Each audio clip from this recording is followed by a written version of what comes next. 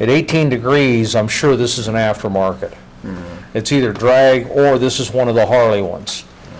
Okay? The other thing you got to make sure of is you got an 18 degree piece down below, and you got 18 up on top.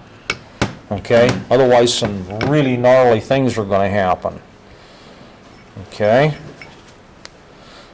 But do you see how these balls have got to sit down centered, or when you adjust that clutch? That's why you back all the adjustment out of the cable. Okay? So they're right in the center. Yeah, so you get this thing right in the center. Putting them on, you gotta make sure it's pulled back all the way so that it's... Okay, what you're doing when you're running that screw in and you're feeling at bottom, if you've got the cable backed off and it still hasn't come all the way back in, as you run that adjuster in, it's going to center this thing back.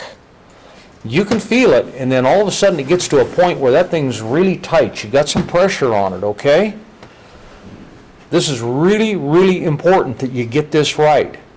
You run it in, you'll feel some pressure, then all of a sudden you'll really feel the thing just almost stop. You're up against a spring at that point. Then you come back a quarter of a turn.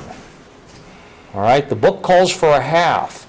The trouble is with these ramps, I have not been able to make them work at a half. What is the problem I'm going to have? Too much. Well, what is the end result of too much? It's not gonna You pull it in, disengage the clutch enough. it's gonna be hard to get it in gear. Yeah, basically what happens, the clutch doesn't fully disengage in this situation. All right? So it's critical that you find the 0 point or the bottoming point, but you don't want to go beyond that because then you don't have an accurate adjustment. You'll have, is usually what happens. The doggone clutch push rod will literally weld itself right in here.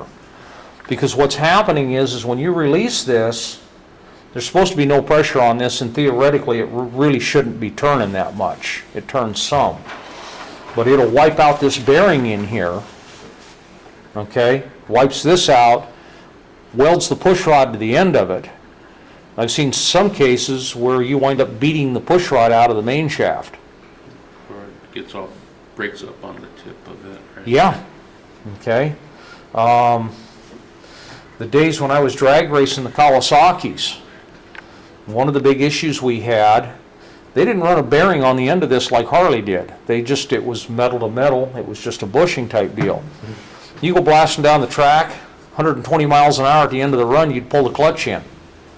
It would literally weld the push rod and the pusher together, and sometimes weld the push rod and the pusher to the main shaft. And it was a common problem.